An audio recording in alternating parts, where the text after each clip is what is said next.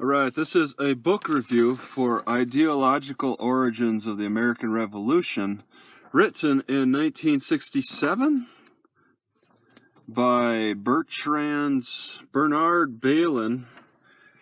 He did a little research on a lot of the documents that were passed around before leading up to the revolution, and I took several notes. I never took so many notes for a book before. This is a Harvard publication by the President and Fellows of Harvard College, 11th printing. So I've taken away some notes from this I found very interesting that I want to share on video.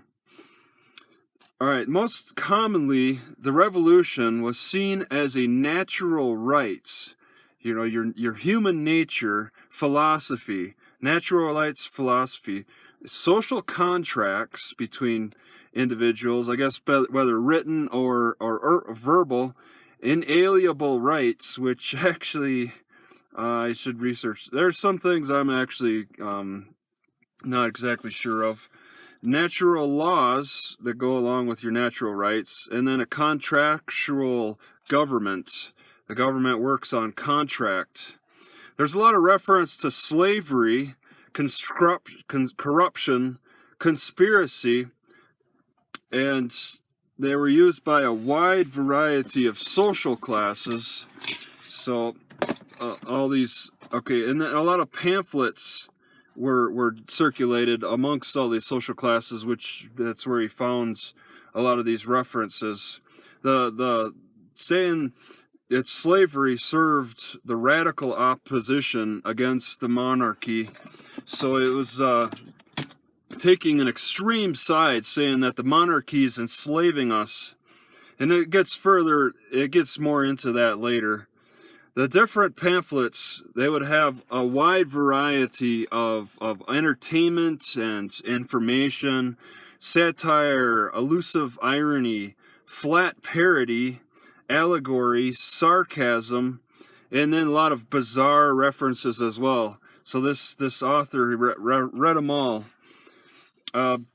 Christians said that there was too much sycophant office mongering amongst the religious leaders, so they'd just be sycophants in the office in their position as priests and stuff, and you could buy loyalty within the church to sacred obligations. You could buy off these priests with, and then that would influence their message to the colonists in America. The majority of pamphlets were words that led people through arguments, and there weren't any pics. It wasn't like sharing on Instagram, for example. But I mean, there was no media really of any kind. Imagine living that lifestyle of just trading around pamphlets and not any TV shows, no websites to go to, no apps. John Dickinson wrote that in Britain it would soon become clear was to America what Caesar was to Rome. So like what the council did to Caesar, stabbed him, took him out. There was very powerful, influential writers who were looked at as theorists with a universal reason, and they were British lawyers. Sir Edward Coke is everywhere in literature, he said, along with Locke, Montesquieu, Voltaire. So he has some. There are some authors that were more prevalent. They would have a lot more to say than other people. And I mean, that's what you find in media today. There's some people that just have a lot of amazing things to say that are insightful and stuff. Common law influenced people's thinking, but they couldn't make concrete conclusions with it. And then it goes further into that with the sovereign citizen. Common law, they go very closely together. America was special to God, but not fully revealed yet. So it was God's destiny that people populated America. An event called the Hanover Succession secured political expression as central to the pamphlets. So there was this moment, I didn't catch the year, is Hanover Succession. Many contributors borrowed thoughts from original thinkers. They tried to mix the Constitution with British values, but they were largely dismissed. And you'll find that there's a lot of references. This is on page 45. The people tried to be tried to be in the middle of the road, try to take a little bit of the British and American and find a compromise there.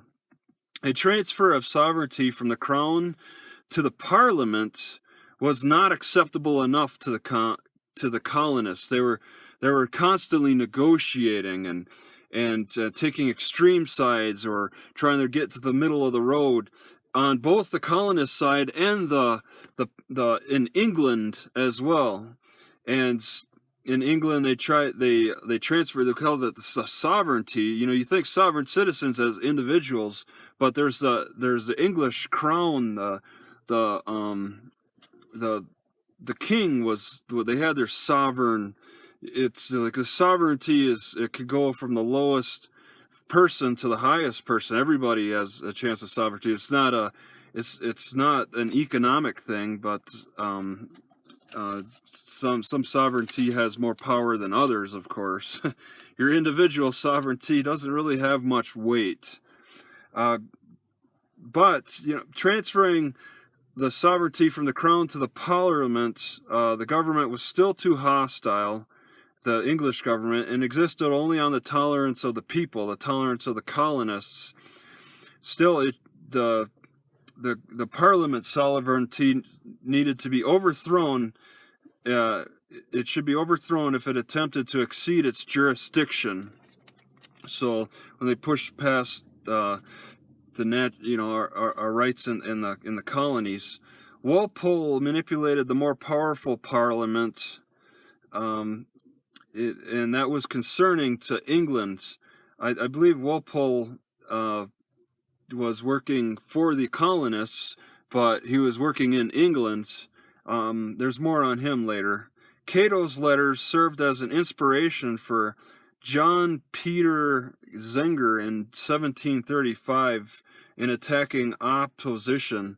And I think Cato's from the Roman times. They look back on what was being said for previous governments, like in Rome, and using that in their arguments. There was an English Civil War that offered a lot of useful theories for the revolutionaries. So there was opposition there because in England, in Britain, they had a civil war, and the colonists in America used information in their pamphlets that were from the English that were for more of their liberties.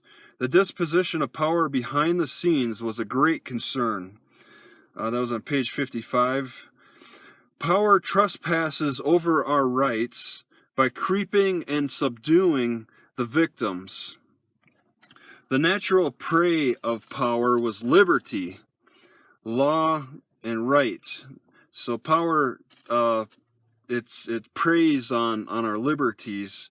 Power is a river winding within its bounds by natural states. So yeah, but when it overflows, it brings destruction and desolation. So power lives where liberty does not. But liberty cannot live without power. The enemy is always at the gate. So there's always going to be that struggle, and liberty is always going to play the victim. John Adams said, "Liberty is always weak and defensive, hunted and persecuted in all countries by cruel power. Absolute danger to liberty lay against the force of a veteran army. That makes the civil subordinate to the military, instead of subjecting the military to civilian powers. And there's a lot of talk about standing armies used against the civilians in cities and stuff. These armies taking up residence in cities and holding down the colonists. Unhappy nations lost that precious jewel, liberty, because of a standing army kept among them. The army is responsible only to the whims of the rulers who pay them, capable of destroying all right, law, and liberty that stood in their way. So it's talking about the British bringing over armies and the colonists not liking that. John Adams, the political constitution is like the constitution of our body. Parts are needed, or like the heart, or life cannot be preserved. So parts of the Constitution, you need like each piece, each amendment serves as the organ, and if you pull a piece out, then life cannot be preserved. On page 70, 3 social orders. Okay, I got royalty, nobility, and commons, and then monarchy, aristocracy, democracy, tyranny, oligarchy, mob rule. So what they're doing is they're defining the 3. I said 9 of them, but they fall in the categories. Royalty is monarchy, is aristocracy. Nobility is actually royalty is monarchy, is tyranny. So the downside, the royalty is tyranny. The downside, the nobility is oligarchy. The downside to common rule, the common people, is mob rule. The states of Africa are scenes of tyranny, barbarity, confusion, and violence. I find that interesting how they say that in Africa there's a lot of confusion amongst the people. I think it's a good point, even way back then. On page 83, virtue was easy to practice by the simplicity of life and lack of luxury. We're talking about colonists living virtuous lives, unlike what they had in England. They lived in too much luxury. Standing armies will gratify every desire of ambition for power, to make their prince smile, at the expense of truth, reason, country. Britain was corrupt. Whoever presides in the treasury could command in parliament. So there's the parliament, but then there's the branch of treasury in the parliament, and the treasury could decide what to pay for and what not to pay for. And they actually ultimately had a lot of power that was just corrupted and taken advantage of. But it's interesting how this is like comparing the cops of today. They work at the expense of truth, reason, and the country, because they're trying to make their princes smile. On page 92, submission is not required to all rulers, only the duty of ruling. Yeah, rulers don't have to submit to the people, right? In 1770, there was a Boston town meeting. The British Constitution, and they concluded the British Constitution is falling into ruins. All right. And then in that same period of time, at the House of Lords in England, 1770, the ministry is forming a conspiracy against the U.S. They made some conclusions of that, and we get into more religious angles here. Page 95, destroying the English Constitution was the ultimate goal. Become more clear a goal and that goal became more clear over time. And even plotters against freedom could not stop the movement. So in the colonies, there were people who plotted against the extremist colonists who were fighting the English rule, but they couldn't even stop the movement. David Hume, on page 97, in all ages of the world, priests have been enemies to liberty. At 98, we live in a world in which the highest officials profess not what they intend. They say one thing, do another. Page 99, John Adams said, officials in the colonies were giving false information to the British government. John Adams, he took. Sometimes it seems like he took the British side. Sometimes it seems like he took the colonist side. But he reported that the colonists were lying about facts and figures to the British government. John Adams on 101. The Stamp Act took poor people's subsistence and conferred it to the stamp officers, distributors, and their deputies. All right, so he made a good, accurate. He made an observation about this Stamp Act and how it seemed like they were taking bread from the poor people. On 102, by the late 1760s, there was a sudden expansion of government posts by the British government posts. 103, powerful ministerial influence urged the attraction of submissive behavior. So the ministers were preaching submissive behaviors, and they could change their messages to suit their needs. 104, it's prudent to please the powerful and dangerous to provoke. So, I said it kind of wrong there. It's prudent, it's good to please the powerful, and dangerous to provoke the powerful. 106, judicial tenure served the will of the crown. So, even the judges were serving the crown. That was the jury system was being undermined. On 108, 112, John Wilkes was elected to Parliament, but denied a seat. October 1, 1768, an increase in troop presence in light of the events. That stiffens the colonists' resistance.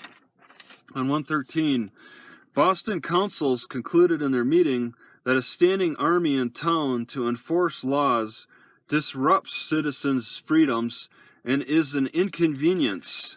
So this Boston had a town council again and made another conclusion that the standing armies are just no good in town, and it's a threat to just the citizens freely moving about the city. 115, May 10th, 1768, a mob in support of John Wilkes, who was elected to a position in Parliament. He was in prison. Okay, and this was actually in England. A mob in England in support of John Wilkes. This mob was fired upon, and several were killed. So the soldiers shot at the mob. St. George's Field, and this was in St. George's Field, London. I wanted to look the location up exact. Well, it's in London, and it's specifically St. George's Field in London, where several were killed in support of him in 1768. 116, people wrote to each other of the impossibility to live with a standing army. So there's a lot of letters passed back and forth with that. 118, turning point was a passage of the Tea Act by the British Crown. Tea Party in Boston, December 1773. England gave up legal pretense. England threw off their mask. Parliament took its revenge to this Boston Tea Party and attacked the Massachusetts economy, judicial system. Executive power took control of all councils. So those Boston councils were taken control of. Seizure of abandoned buildings to be used for the military. So they actually had abandoned buildings. That's interesting to me how they built so much that they started having abandoned buildings. Britain laid a plan to enslave America. 125. If the king can do no wrong, his ministers may, and when they do wrong, they ought to be hanged. 126. The ministry used their influence to corrupt American liberties. 128. England is drained by taxes. America had much to draw. Ministry wanted Americans to look like rebels, which seems interesting to me. Just a bunch of wild rebels running around America that needed to be disciplines, like they're savages, and they needed they needed religion to set them straight. 132, a swollen East India Company declared bankruptcy, and the South Sea Company collapsed. I guess this is in the mid 1700s. 135, John Adams, liberty needs a soul like our bodies. So, I went back to look at that. I forget who, somebody said the Constitution was like the parts of our body. John Adams is saying that it's like our soul, too. 137, rich people of England lost their vigor, but these rich people protest that claim. So that's a back and forth. And 138, people of Africa are barbarians, but Europe is not much different. Only Switzerland is in a safe possession of freedom. I think that's because the Switzerland's in the mountains. 139, luxury is a fatal art that has not infected America like England. So, once again, in America they live in the not luxury. I forget the word that they said. I just read it. They live virtue. They live virtuous lives. Yeah. 142, independence might split the empire into too many states.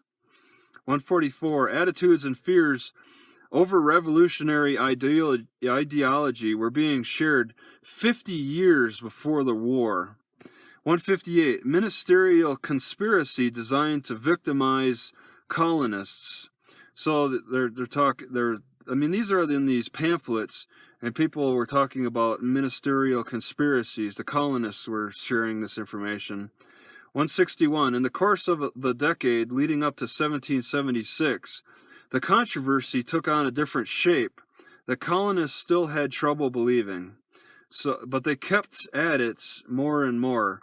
So some people had difficulty believing that there was a real problem, and it kept being, the information and ideas kept being shared that there really was a problem. And here's more examples may have cropped up more and more to become more convincing that there was a problem here.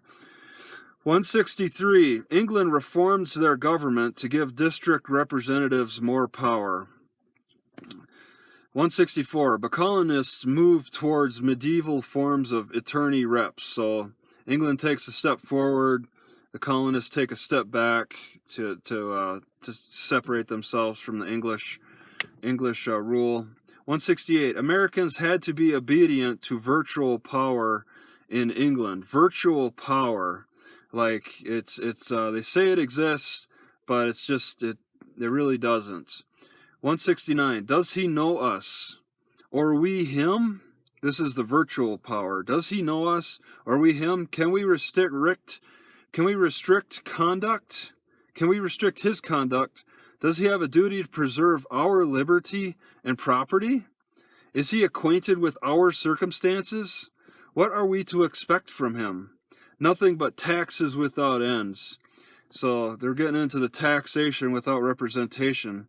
If it was wrong in America, it was wrong in England too. 171. Some representatives can become independent of the people. So instead of representing the people, the representatives possibly, for America, they could do their own thing. 179. If a parliament act violated natural law, then it would violate truth, equity, and justice. So Parliament was making laws that violated our own natural rights. 187. Happiness rights are not controlled by the king, but a higher king. They are the laws of nature, and we are born with it, we live with it, and we die with it. Happiness rights, natural rights. The king doesn't tell us how to be. The king can't regulate our happiness rights. 188, Hamilton. We can't find the sacred rights of mankind in musty parchments. Sacred rights in musty parchments. The sunbeam of divinity and human nature within it is not for the mortal power to control. So our sacred rights, our natural rights, he's arguing for, we can't find them in those books, in those parchments. What precisely were the ideal rights of man, though? You know, what's fair? Life, and then they say, life, liberty, and property are our ideal rights. 195, New York in 1690, way back in 1691, the General Assembly wrote, prohibitions on government. Okay, we should be free from unlawful arrest, unlawful taxation, martial law, feudal dues, and we should have trial by jury. And they ruled this well before before 1700. They were coming up with some pretty good ideas on how to structure governments to make it fair for everybody. On 198, discussion of sovereign citizen starts. It's an extreme individual political thought that was said to start way back in the 1640s, based on the writings from the 1500s by people like Jean Boudin. He justified the monarchy and king's power. Still, it is a power with limitations, even though people understand there is supposed to be a single, undivided, final power, higher in legal authority than any other power, subject to no law, a law unto itself. God, I think. But we start getting into the sovereign citizen as an individual, and the sovereign monarchy, the sovereign kingship. The sovereign on 201, the sovereign power of kings was at the level no power can undo. So the English government gave the kings a lot of power just to do whatever they want. 206, natural law is so immutable that God can't change it. So we're born with certain things that we just have to be able to do, and it should not be restricted. 208, if the Stamp Act was wrong, Parliament would repeal it, of course. You could trust the British Parliament. Colonists attacked King's sovereignty, which was absolute, and started to separate Parliament powers that were not used in America. So the Parliament serves the will of the King. There are points where the Parliament tried to separate the powers from the King to appease the colonists. The colonists were separating laws in England that just didn't apply to America. 209, power of sovereignty was divisible, what the colonists found. We should be able to separate that power. They can't control everything. It shouldn't be able to control everything. And 214, Franklin referred to the difference between their internal and external taxation. Internal, I guess, is in America. External is not in America. Parliament's internal tax was not right because colonists didn't see any representation for it. So Franklin was arguing this taxation without representation again, and he was taking the angle that external taxes don't apply to us. That's for England. Only internal taxes. But then 215, John Dickinson said, internal and external taxation is the same thing. Okay, Parliament is wrong to tax Americans in any way. So he goes against Franklin. On 216, Parliament should only have power to tax trade. So taxing trade, tariffs, I guess. And then this is a lot of back and forth arguing. On page 218 in 1769, there's a guy named William Noe. It kind of summed up all this back and forth. Said colonists first distinguish internal tax from external tax. Parliament adopted the change. Then colonists shifted and argued tax on revenue being a problem compared to trade tax. Colonists had no logic. They just didn't want any tax. So he was kind of summing it up, and he was being just taking a, whatever you say, just taking his take on it, giving his take on it. 221, House leaders said it's too difficult to draw the line between universal parliament authority and none at all. Breaking off completely from parliament authority, there's some House leaders, and some, it could have been in England, or the colonists. It could be the colonists. I'd have to look. It's 221.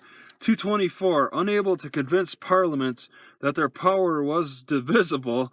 Parliament's not going to listen to that. The colonists attempted to establish a federation of sovereign states sharing unity in the monarchy. So they're trying to appease the monarchy by becoming like maybe an equal government that still follows the laws or something. 229, keeping a central government that can sustain itself is dangerous to the liberties of people. You want a government at the will of the people that could crumble at the people's will, and unlike having a government that sustains itself. 232, slavery was a central concept in the political debates. It was the loss of a free constitution that plunged Rome into slavery. So when they lost the constitution, the people fell into slavery, because then they just they lost that rights. On 234, there was no partial slavery. It's either full or none. Those who can control my conduct without my consent enslave me.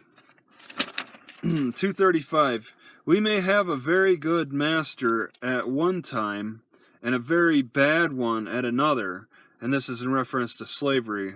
It was impossible to separate African slavery from colonial slaves. So the colonists are arguing about slavery. We're slaves to England, all these rules and stuff, but it's like a lot of them didn't even see the similarities to the African slaves under control on the plantations in the South. On 236, South slave-owning colonists had to repress liberty because they owned slaves. So you didn't see much arguing from the South about slavery from England, because they're like, we own slaves. We really can't make that argument. On 239, convicts forfeit their lives to the law. Slaves from Africa were born convicts, and the colonists executed the punishment. So we were being wardens. The Africans were born slaves, so we ship them over to America to be punished for being convicts. On 249, colonists had suffered imprisoning and lost property instead of paying taxes to a church they didn't support. And this is the Church of England, which had a lot of power. 250, in 1752, lawyers in New York brought their arguments to the Independent Reflector, which is a newspaper, that public buildings should be non-denominational, if not secular. So there was a lot of public buildings that were specifically for the Church of England. If you didn't worship the Church of England, then you couldn't use that public building. And 251, by the 1760s, the Reflector, I guess the Independent Reflector turned into the Reflector for a newspaper. It was shut down by the government. So people were using this newspaper as their voice, and then it got shut down. On 252, clergy may be held, and that makes me think, when they shut down that newspaper, I miss Gawker.com. They shut that down for their freedom. They were really entertaining. On 252, clergy may be held in high esteem, but even if none fell into disgrace, still the preservation of the community is to be preferred over the clergy. Even if the clergy is perfect in everything, the preservation of our community is important. 253, Patrick Henry, a lawyer, made a speech to a jury during a trial over the Twopenny Act, which was a law. where he harangued the monarchy over its degeneration into tyranny, and the Church of England that was not benevolent or full of holy zeal, but the opposite. They would snatch your last hoe cake. I don't think I've ever had a hoe cake before. 257. New Light Presbyterians, separate Baptists, and strict Congregationalists, as examples, were unstable compounds of narrow denominationalism and broad libertarianism. So there was a lot of religious groups forming simply for the voice of liberty. They were preaching a lot of liberty that the Church of England did not agree with. In 258, the Committee for Religion in 1772 wrote up a bill for nonconformists to follow in their worshiping. Okay, the Committee for Religion, I don't know where they set up. I don't know what city. This happened in 1772. Okay, and here are your rules now. You want to practice religion, but you're a nonconformist religion, nonconforming to the Church of England. Here are your rules. Dissenters will be required to meet only during daylight hours, in licensed meeting houses with unlocked doors. Preaching to slaves was prohibited. These religious dissenters suspected of disloyalty could be forced to take the test oath. I don't know what that test oath said. And to swear to the Articles of the Church of England. So those are your new rules as a church. Anybody can walk in on your meeting. That might be today, because it seems like the churches never lock doors around here. That might be actual rules still in effect. 263. Isaac Backus questioned the taxation without representation. What must it be to deprive them of a right that never can be conveyed to a representative? 266. Ashfield, Massachusetts, and many other cities Massachusetts battled for freedom of religion. This is a city. Ashfield, Massachusetts was a city. Might still be. 267. God will turn the heart of our earthly sovereign to hear the pleas for liberty of those who will not hear the cries of their fellow subjects under their oppressions. So, of course, the tyrannical, like say the police, they're not going to listen to your cries for pleas, your pleas for liberty. You let me go, let me go. They don't hear that. 274. Colonists believed England's three forms of government were royalty, nobility, and the commons. 275. The legal status of English nobility were never recognized by colonists. So this English nobility thing, it's not a class, it's not a law on itself. The English nobility don't have law. That'd be saying that they don't have to follow the laws of the regular people. Everybody follows the same laws. 279. Andrew Oliver, provincial secretary of Massachusetts, he's not a popular guy. He recognized the need for nobility to have independence. Nobility to have independence? But this outraged the colonists. And he said, a way must be found to put a man of fortune above the common level and exempt him from being chosen by the people into the lower offices, where he could be intimidated. And then it goes on. This is 279. 285. England's constitution seems to be remnants of two ancient tyrannies, monarchical and aristocratical. 286. Thomas Paine said, "But where, says some, is the King of America? I'll tell you, friend, he reigns above, and doth not make havoc of mankind like the royal brute of Great Britain." So once again, I think he's referring to God, and God doesn't impede on our natural rights. 288. Charles Inglis, monarchy alone is suited to the government of an extensive domain. Popular governments can only survive in small territories that have unified economic interests. On 289, thoughts on government circulated among constitution makers in spring of 1776.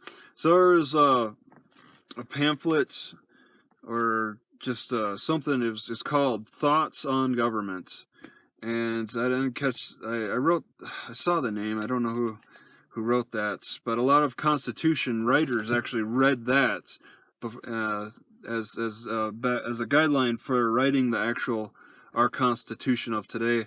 290. Judiciary should be guaranteed independence by life tenures.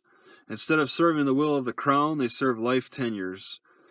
291. Adams sought the glory of the good parts of England's Constitution. 295. Life tenure was not advisable, nor is there any room for a representative of a king. Life tenure of the Senate, I'm thinking. Life tenure for the judges, but not for elected positions. 300. The need to redefine branches of the government was strong, but it was hard to separate from the ancient classifications. 301. Politics must be comprehended and dealt with, kind of like what Trump is doing. He's comprehending and dealing with it. You don't just use politics to make excuses during instability. 302. England loyalists' property was taken and given to others, and this is after the war, the Revolutionary War. The people who were loyal to England in the colonies, they lost their property, but this wasn't a lot of them. The majority. I would say the majority were fighting against England. 311. Isaac Hunt. All inferior jurisdictions should flow from one superior fountain. And this is foundation for the Constitution. 315. Every sinner is literally a slave. The only true liberty is the liberty of being the servant of God. So, that's religious take. A lot of religious angles. 317. Government was created by God. As soon as there were some to be governed, there was also some to govern. 318. To argue that all men were equal would not make them so. It encourages defiance. So I think this is England's take. They didn't like to consider everybody equal because that encourages defiance. 319. Faith ran high that a better world would be built, where authority was distrusted and held in scrutiny, where the status flowed from achievements. And then there's more to that, the 319. So the constitutionalists, the colonists wanted just to always have the power to fight back against authority, especially if you get a bad ruler, and then they start abusing the power. Then you need to be in a better position. You don't want even the good rulers to make laws that put them in greater power, because then they have to transfer their power at some point, and then a bad ruler could really take bad advantage of the power. So that's it.